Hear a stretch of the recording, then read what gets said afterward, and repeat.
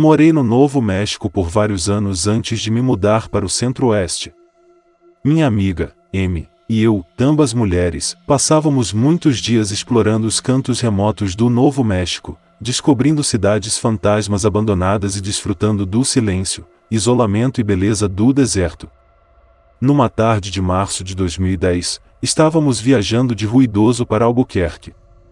Sempre dispostas a explorar, pegamos uma estrada secundária em vez de viajar pela rodovia principal. Nós fizemos uma etapa da nossa viagem na NM-55. É uma remota, minúscula, pequena estrada de 2 pistas. Nós adorávamos esses tipos de estradas até aquele dia. Esta parte do Novo México é um deserto plano e desolado.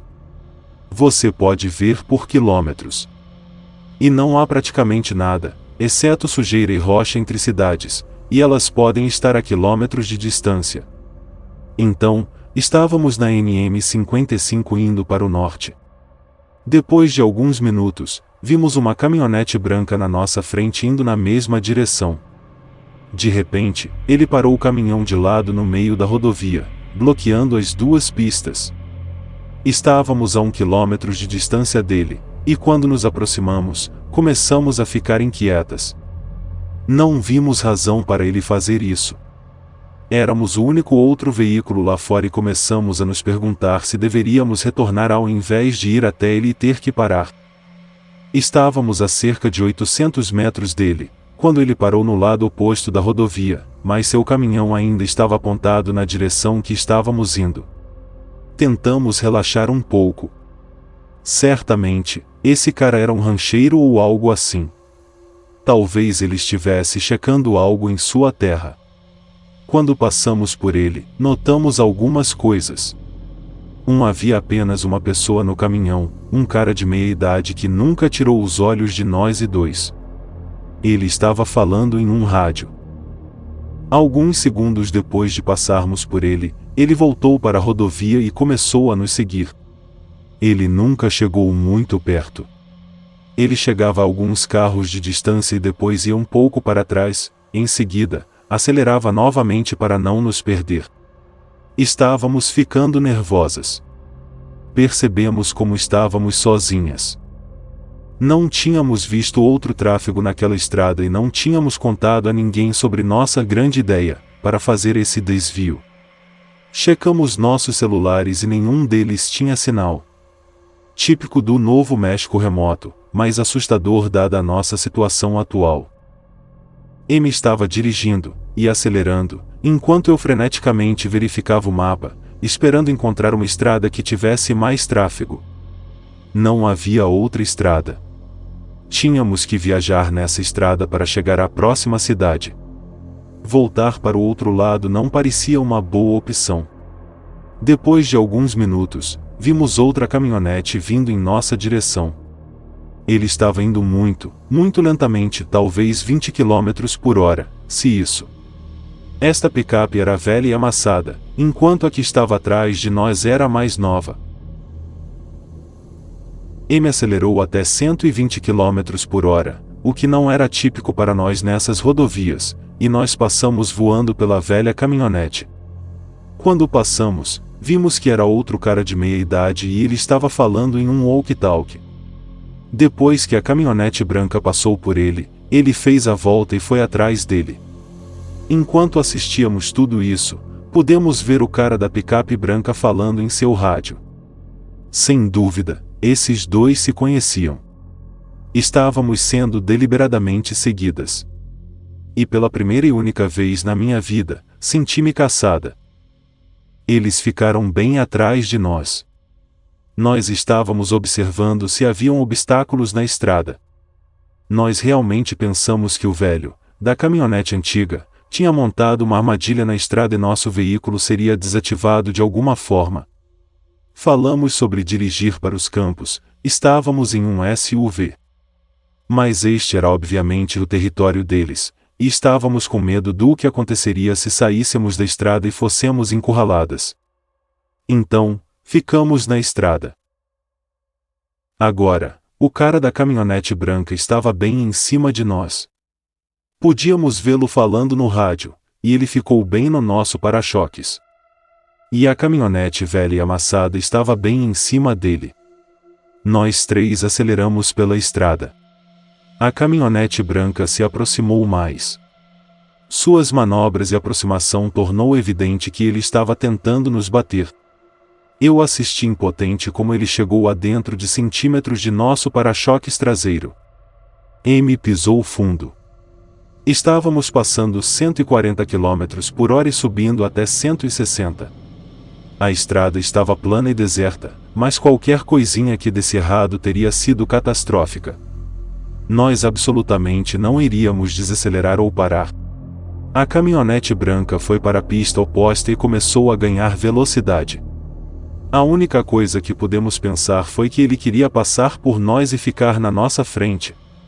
Se ele ficasse na nossa frente e seu amigo estivesse atrás de nós, então estaríamos encurraladas e presas.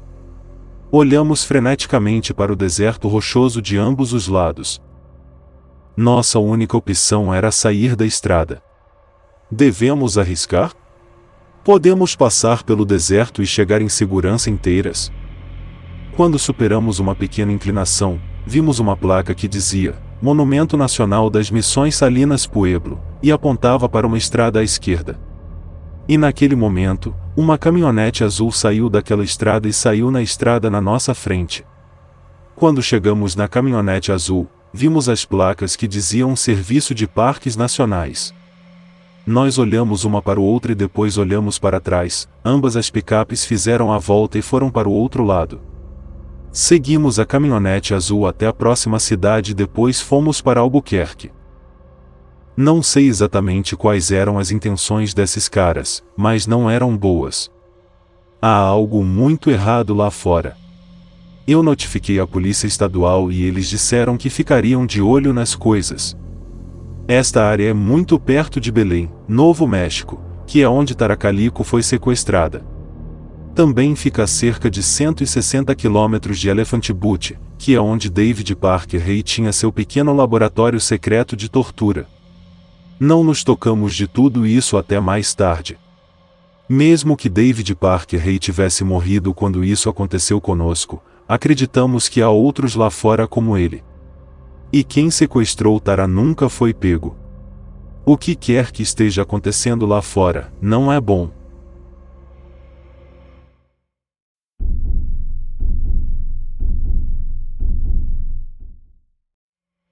Eu estava dirigindo um atalho de Twin Falls, Califórnia para Albuquerque, Novo México. Twin Falls está localizada no desolado deserto a leste de Los Angeles. O atalho era uma estrada de 2 pistas através do total nada, exceto por passar por Amboy, Califórnia. Amboy é uma cidade quase abandonada, quase tão abaixo do nível do mar quanto o Vale da Morte, com um vulcão adormecido. Um campo de lava de um lado e uma mina de sal no outro. Era também, na época, um ponto de acesso para a atividade de um grupo satânico. Eu estava dirigindo sozinho à tarde. Parei em Amboy e tirei uma foto da placa da cidade, só para provar que estava lá, para mostrar a amigos que me desafiaram a pegar esse caminho para I-40. Voltei para o meu carro e fui até a cadeia de montanhas entre Amboy e I-40. Assim que eu cheguei ao topo, dirigindo para o norte através de um cânion com grama alta em ambos os lados da estrada. Lá na frente eu vejo algumas coisas no meio da estrada. Quando me aproximo, desacelero para ver um Pontiac Fiero vermelho parado de lado em ambas as pistas, uma mala aberta com roupas espalhadas por toda a parte, 2 corpos deitados na estrada, um homem e uma mulher. Eu paro a 100 metros de distância e o cabelo na parte de trás do meu pescoço está em pé. Sendo um fuzileiro, eu alcanço debaixo do assento e puxo uma pistola 9mm e um pente de balas.